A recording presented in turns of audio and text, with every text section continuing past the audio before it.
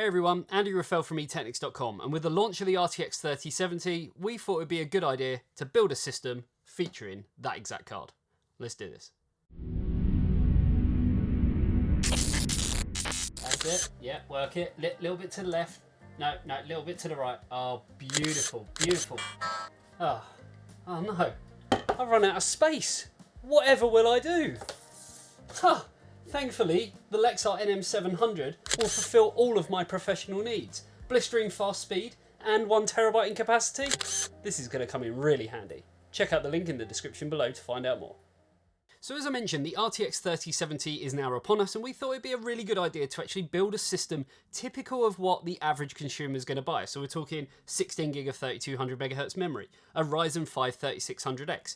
I would have liked to have used obviously the new generation, but they're not quite out yet. But we will have a build for that, so definitely look out for it. We've gone with 1 TB of blistering fast storage, B550 motherboard. We're literally talking the latest components, and all of it is going to be housed inside this Antec chassis, along with an Antec power supply, Antec cooler, and just for that added extra RGB, some more Antec RGB fans. So with any typical build, I'm going to try and get the motherboard done as much as I can, and that means putting the CPU in, the SSD, the memory, and trying to get everything built up physically as much as I can.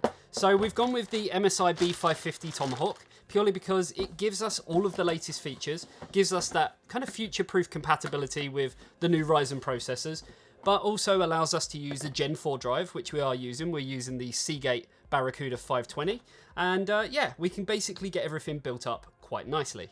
So processor-wise, we've gone with the Ryzen 5 3600X, and the reason we've gone with this is it's a 6-core 12-thread processor, and it boosts up to 4.4 GHz, which is going to be more than enough even for the most demanding games, and even if you wanted to do some kind of workload stuff. So typical installation of a processor, there is a little triangle on there, a little gold one. You just want to make sure that lines up with the socket. You can't really get this wrong, it only really goes in one way, and you will see that as you put it in, it slots in, put the arm back down, and done.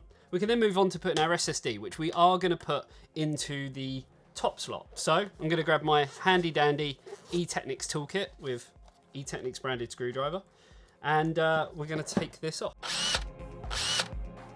So taking it off, we want to put it into the top slot because we are going to get the best performance. And again, very similar, you can't really get it in the wrong way. We are going to take this screw out here, which is going to help us hold the SSD into place. And it has got a little notch on there, which lines up like so, push it down, and then we can screw it back down.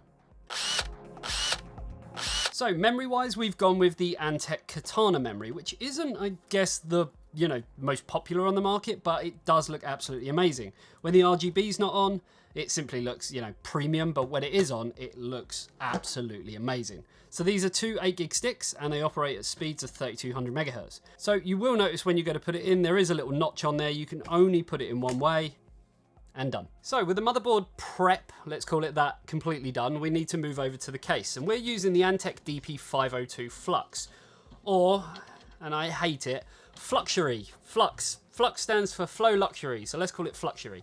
It's not the best name in the world, but it's a good case. 75 quid, you're going to get tempered glass, you get RGB fans, you get RGB even fan controller, you kind of get everything you'd expect for a very, very good price. So taking the side panels off, I am actually going to remove all the dust filters as well. It just kind of allows you to see the case a little bit better and kind of work out what's going on. Now you will find that this case does come with 3 RGB fans in the front. They are not the same fans as what I'm putting in, but they look oh so similar that we can kind of get away with it. I am, however, going to take the rear one out, and I'm going to stick 2 on here, just because, well, I've got 2 packs of Prism fans, so why the hell not? So we can actually now put these fans on into place, just because they frankly look a lot better with the RGB. We're going to synchronize it all up, and everything's going to look amazing.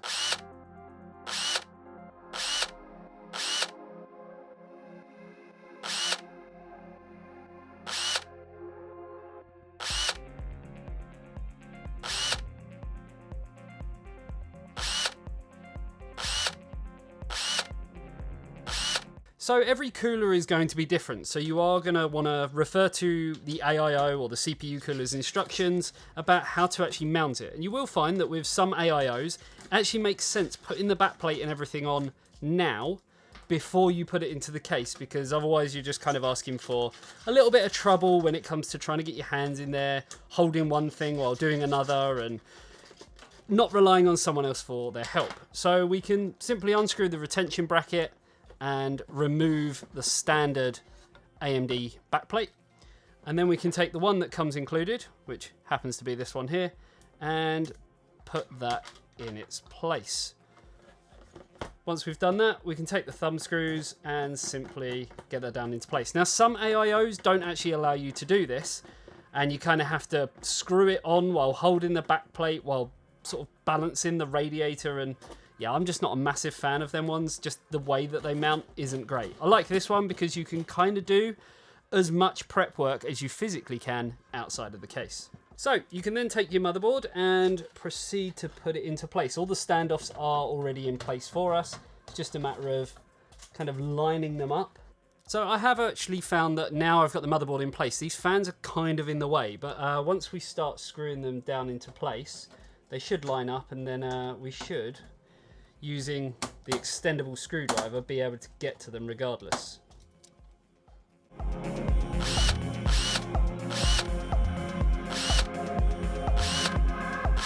Now, normally I'd put in the cooler next, but we're actually going to put the power supply in, just because on the case sometimes it is difficult to get the EPS connector in. So we've gone with the Antec Earthwatts Gold Pro 750 watt.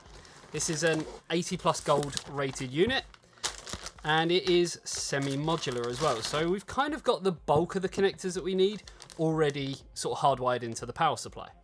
We are, however, for the fan connector and RGB hubs and everything, going to need a SATA cable. So we're just going to take this out and install that into the power supply.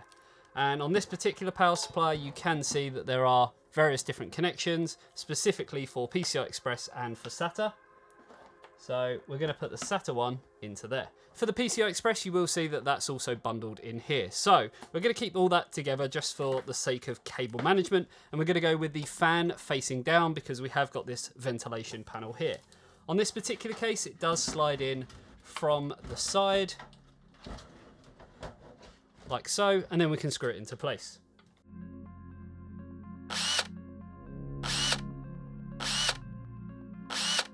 So depending on your motherboard, you may have an 8-pin EPS connector up here, you may have a 4-pin, you may have an 8 plus a 4. You can actually get away with just running a single 8-pin if it has got an 8 plus 4. This particular board only has an 8-pin, so we're putting 4 plus 4 together and putting it in like that. We can then do the 24-pin, which goes round here and installs only one way and putting it in like that. So when it comes to front panel headers, every single motherboard is going to differ, every single case is going to differ, but you're going to find that your front panel headers for power button, reset button, LEDs are all down here. HD audio is here, and as you can see, we also have a USB 3.0 here. So we're going to put all them on and get that out of the way. So while the Neptune cooler, this is a 240mm AIO, while it does come with its own fans, they are going to differ slightly with the rest of the fans that we've put in there. So I'm actually going to change them over just for kind of OCD reasons. And this is the way that we're going to put them, because this is actually going to be mounted on the top of the case, so we want it to sort of be bringing air through the fans into the radiator. So we just need to screw them down with the supplied 8 screws.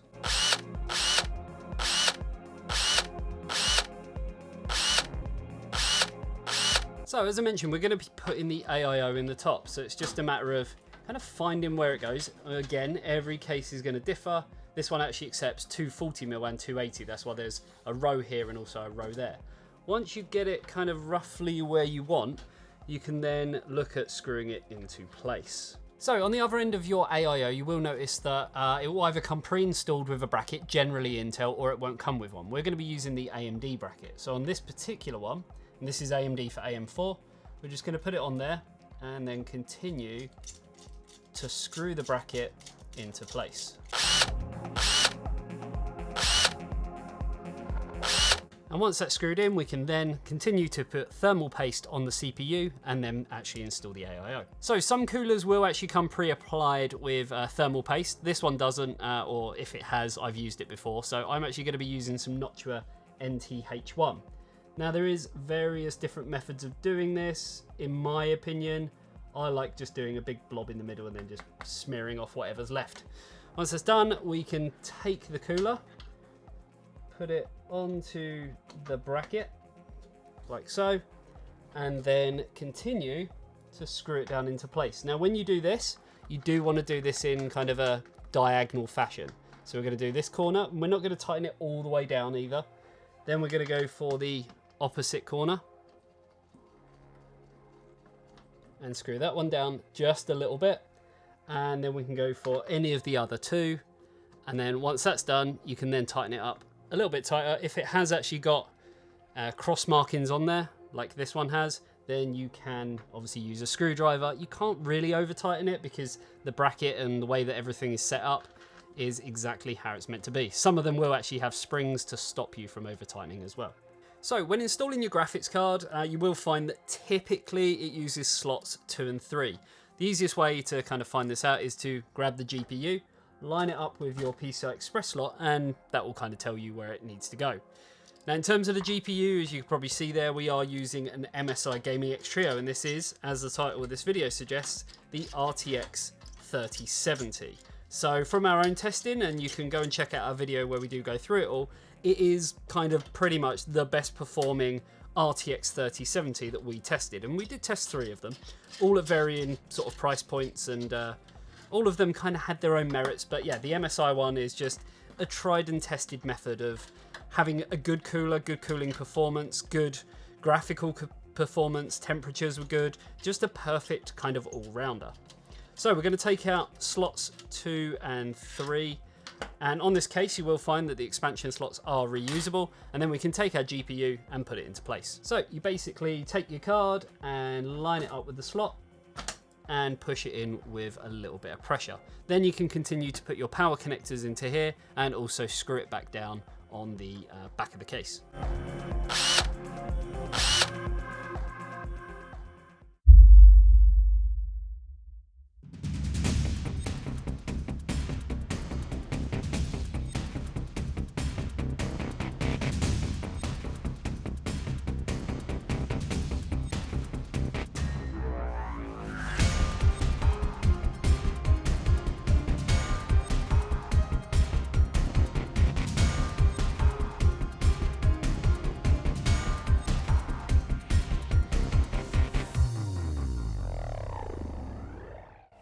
So the build looks absolutely amazing, and I'm really glad that we chose the MSI RTX 3070 because that extra little bit of added RGB on the graphics card just complements the rest of the system, especially with the Antec Katana memory, again with full RGB on there, and the Neptune cooler, which is probably one of the best value for money AIOs you can get on the market.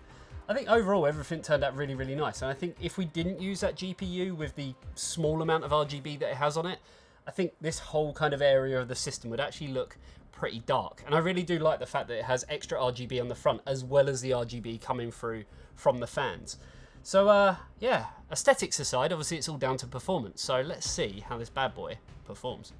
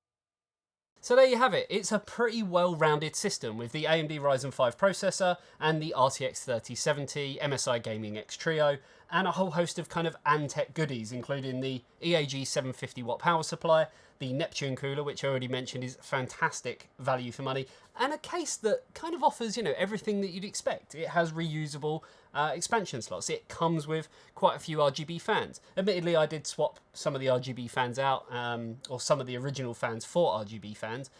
But overall, I think, you know, this is a sort of build that the average consumer would go for. 16 gig of 3200 megahertz memory. I guess really the only things I would potentially change in the future is maybe even upgrading the CPU when the fourth generation Ryzen processors 5000 series actually hit the market, and maybe we'll end up doing a build with them as well, so definitely stick around for that. If you want to find out more information on the MSI RTX 3070, we do have a video of that along with a Gigabyte Gaming OC and a Zotac Twin Edge OC, so you can see exactly how 3 different AIB 3070s actually perform. And yeah, hopefully you enjoyed this video. If you did, you know exactly what to do, and let me know in the comments section below. Are you a fan of all of the RGB, the rainbow effect and everything going on? I'm not normally a massive fan of huge amounts of RGB, but lately I've been a little bit converted, especially with the likes of the Palette Game Rock graphics card that came out. If you haven't checked that out, check it out. It's on the channel. It's just all of the RGB. But yeah, I think this turned out really, really nice. And yeah, we have actually got a live stream showing this a little bit more, and also showing live results of the RTX 3070. So definitely go and check out all of that amazing content that we have for you. Until next time, guys, see you later. Bye-bye.